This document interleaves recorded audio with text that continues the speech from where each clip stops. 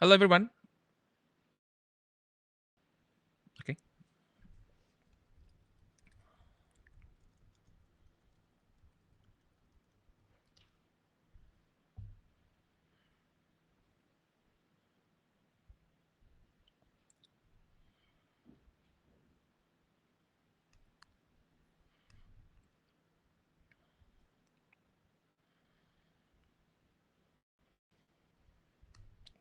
Hello, everyone. Okay. All good. Okay. My name is Ferdi. Thank you for coming to my session. Welcome to Digital Marketing Europe Conference. So, again, my name is Ferdi. I'm coming from Indonesia, and right now I'm working at Gojek. So it's a startup-based decacorn for super app industry. Happy to be here. This is my first time talking in a European company, a European event, and we'll be very happy to share all of my thoughts in this presentation. So this entire presentation will be a quick one. It's not going to take much of your time. It's more about like a something that you can probably think at night. So probably something that you can discuss later on with your team and or your friends. So this presentation emerged from my long history of working in a PPC and I mean a pay-per-click industry, and how I see that it's not always about having this fancy automation, fancy AI, and so on. So this is the entirety of it. So just a quick intro about me. I'm working right now at Gojek. So we're the first Southeast Asian-based decacorn for super app industry. So right now I'm helping the merchant marketing team. So I'm helping for this growth, pay-per-click acquisition, and also intelligence department. And I've been also in the competitor side. I've been in the two decacorns right now, so I have the entire perspective of how the landscape actually looks like for the entire super app industry. I mean, across Indonesia and Southeast Asia. And I was an ad guy for almost 2 years. I was in agency. I had a lot of clients there. I worked with airlines industry, also for pharmaceutical companies and probably some FMCGs. And right now I'm a coach, mentor, and educator in digital marketing field in Indonesia.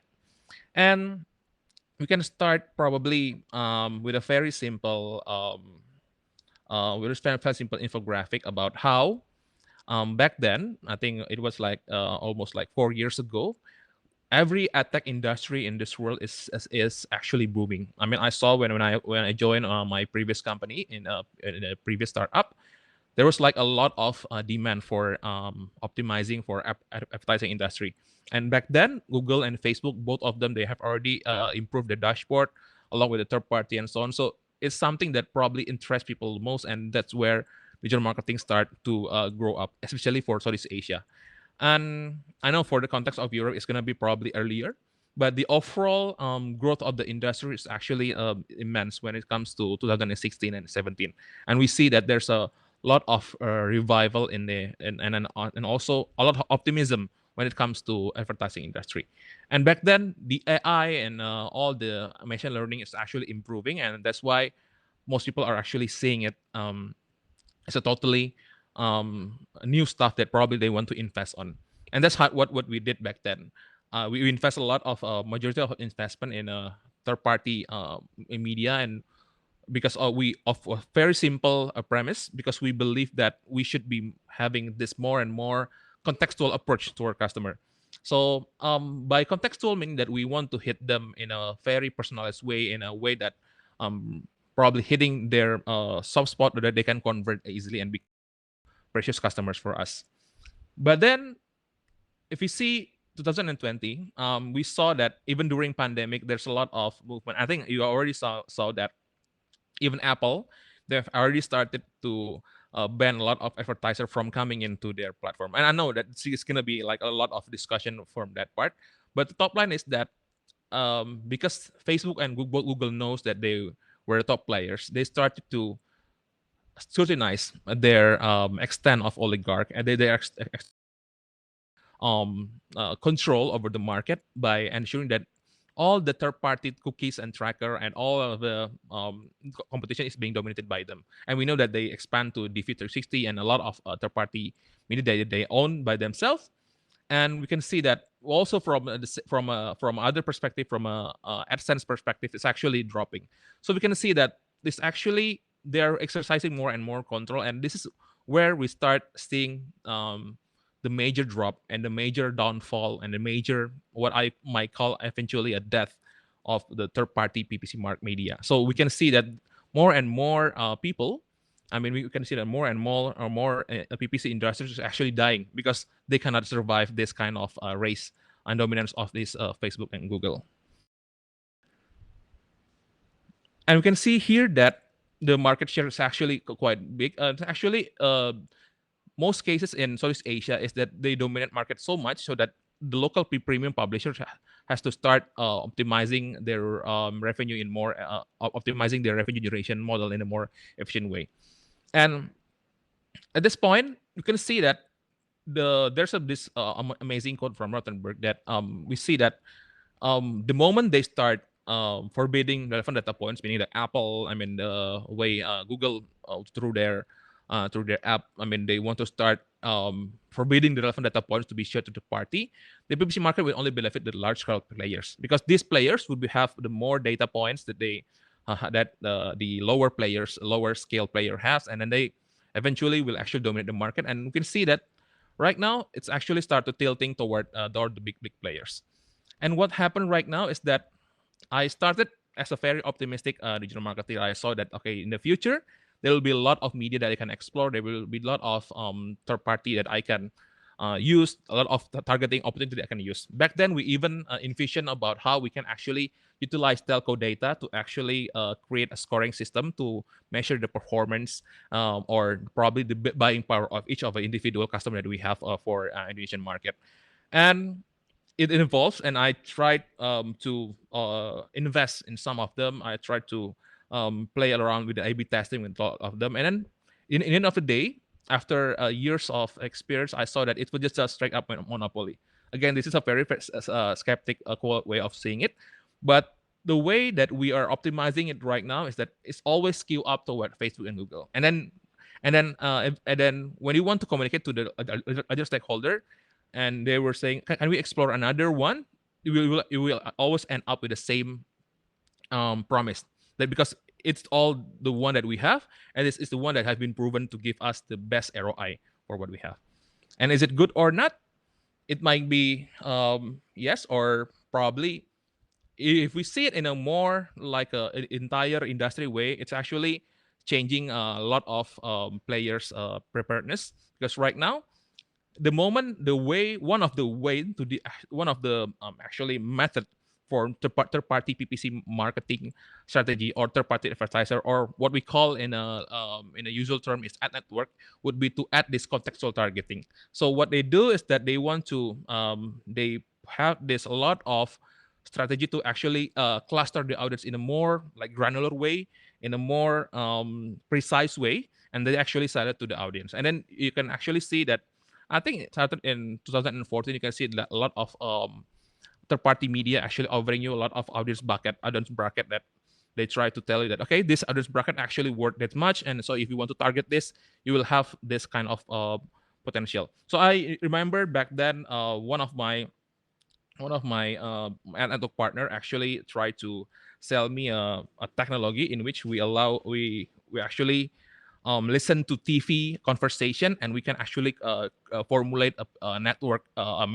We can actually show the ads based on what you are actually seeing on the TV. I mean, it's actually moving that direction.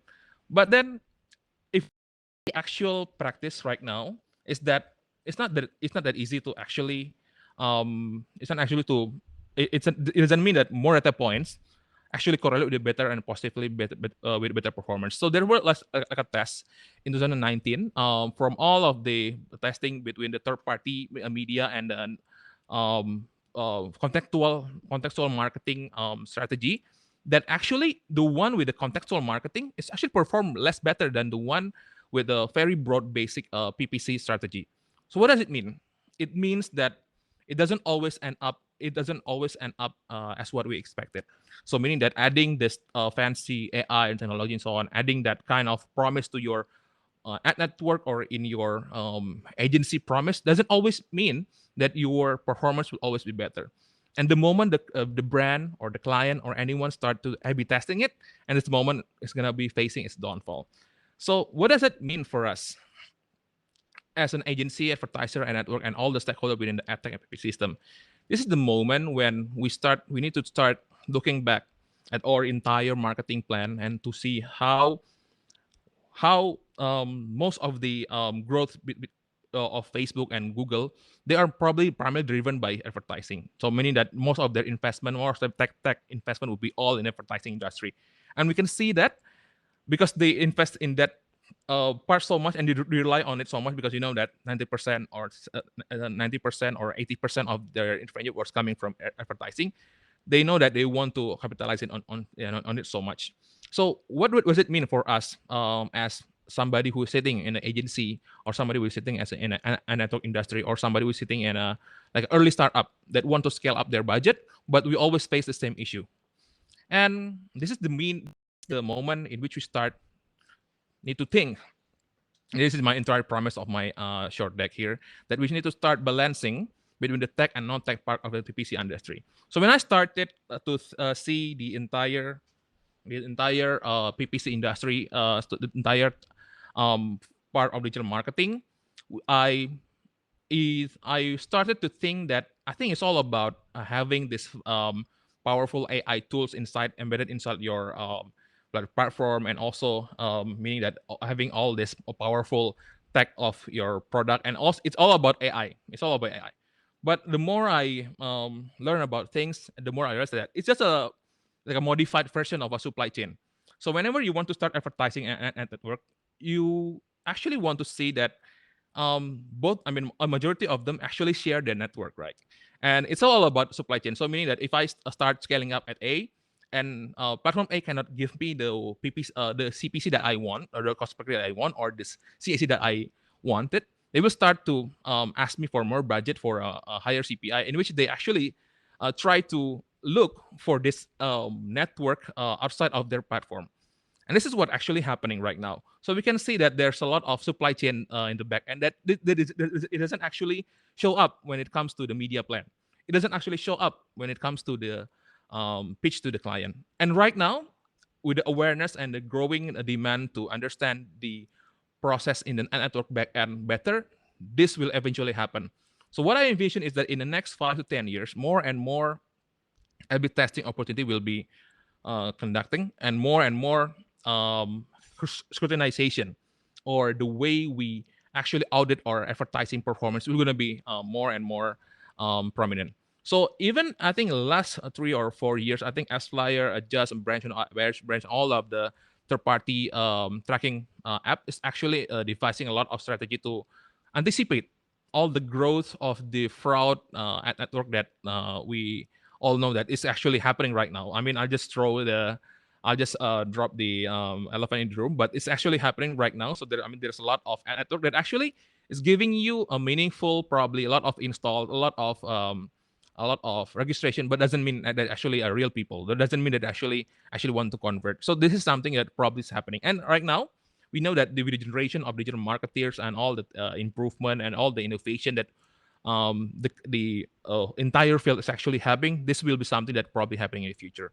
So imagine in the future in which every single part of your investment is being audited and ensure that it will not actually be spent in a like a fraud transaction.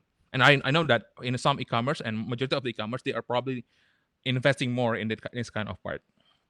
And what I can see here is that right now, if you take a look at the supply chain logic, every time you try to spend more in a in a retail every time you want to spend more in a particular platform, you will always try to haggle or negotiate for a better price. So meaning that if you spend 50 unit of a certain product, then for like a 5 USD per unit, when we start scaling up, you want to ensure that you get the lower prices. But it doesn't work that way for ad network. It doesn't work that way for Facebook, Google, or any third-party media.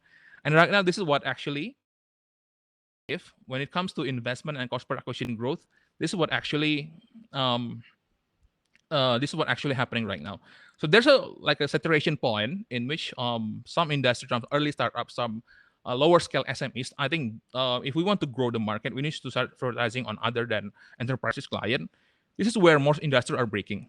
So what I can see here is that when it comes to scaling up their when it comes to for third party, for like I say early startup that want to scale up their performance marketing, they will start to look for other opportunities outside Facebook and Google, and they start to looking for an network and so on. And what happened right now is that they pick all the media that actually give them the method to actually invest in a lower budget commitment per transaction. And that's what I've actually been doing so far. So I'm trying to look for a media that can actually give me a way to actually test my budget or experiment my budget and actually compare with other platform. And what I see here is that the moment we want to scale up as an agency or as a network or as a early startup, we need to start looking at the entire industry and how the barriers is actually not coming from our lack of budget, but it's actually from the lack of the industry to actually give us this more opportunity to actually invest in them. So what I'm trying to say here is that as a as an advertiser, we should start to we should start to actually reducing our qualification of segmentation of the our qualification of like a minimum budget that we should actually impose toward our new clients. So because this is what have been actually the main issue right now, because people are starting to invest in advertising started from Facebook. Because why? Because Facebook is the most familiar one, and then they start moving to Google and so on and so on. And actually, right now, the number three in the pipeline is actually TikTok. And the reason why, because they start to having this very bare minimum of budget commitment, and you can start trial on it. But when it comes to PPC, I know, or like a third party ad network, it doesn't work that way, right? You have to commit at least a 5K. And in some market, I can share you that I can tell you that it's actually happening here in Asia and Southeast Asia, that the commitment is actually needed to be lower. And if you start looking at the entirety of the industry right now, the one that I probably highlight the most is probably TikTok. So if you can see here, the rise of TikTok is actually something that most of people didn't expect. They did start to actually scale up their tech industry, tech part, AI performance, so on and so on. And we can see here that if you see it from a different point of view, they actually invest a lot in their self-serve dashboard. So this is probably what we should be having if you want to actually get this powerful acquisition engine that actually gives you a lot of inbound leads. That we have to create a system in which we have to self-serve all the audience and probably giving them a very low budget commitment. So what I when I talk to the person from all the people from the TikTok is that they actually ask you for a very low budget commitment. What and then they right and then when I talk to them, some of them actually try to discuss with us about how we can actually capitalize more on our SMB segment. So meaning that they're actually looking at it. They're not trying to push up to the enterprise segment, but they try to push up to the lower end. And that's what we should learn. We should focus on more on reducing the barrier for all the people who want to experiment outside of Facebook and Google and give them a better access to our platform. And if we want to reduce the CAC for this, then instead of just asking our sales team to just ask them for a minimum commitment of X dollar, we just direct them to actually operate the dashboard by themselves, and that's how we can actually scale up our entirety of our campaigns. And a few practical tips would be, as an agency, what I've learned from working with large scale and medium agency is that the larger ones, they actually have a better partnership with ad network and DSP. I mean, the demand set platform, or the platform that actually connects between multiple ad network. And this is what actually built their entire ad exchange foundation. And I think right now, even though you were in a medium or smaller agency, we should start looking at it. We should start looking at the way that when your clients start to scale up your budget and they start hitting that kind of large increase in CPA or cost per acquisition, that's the moment when you want to start investing in somewhere else. And that's when you get back with the option of the DSP and network. And for early startup is to actually start changing this mindset of I need to invest everything in Facebook and Instagram and Google and so on, to start A/B testing with the third party PPC for better cost control. Because in the end of the day, what matters is that the audience actually convert as a user. The audience actually convert to use your platform. So how does it mean for you is that you need to start looking at beyond this barrier of having to invest in the same media all the time.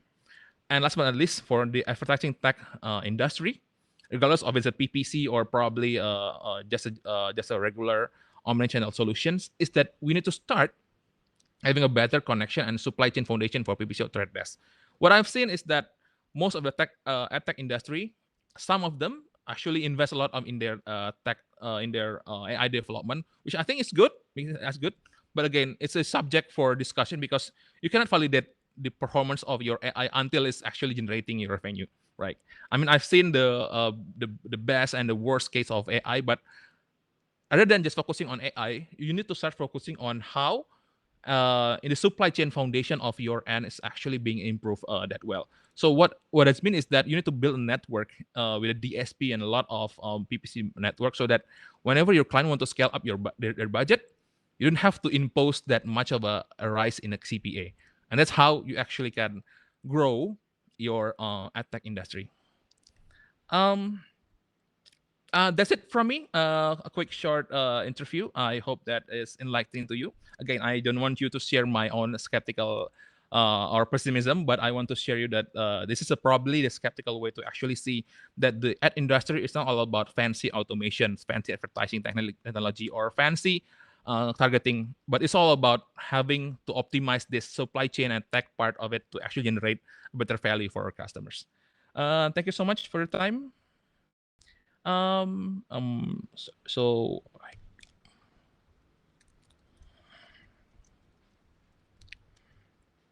is it Q&A time?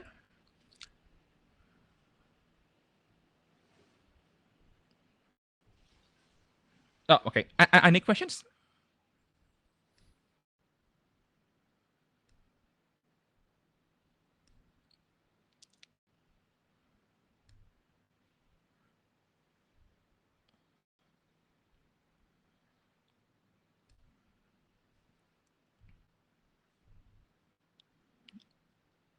Any questions so far? Let me know if you have any thoughts or any probably opposing ideas as opposed to mine. Would be to discuss it further.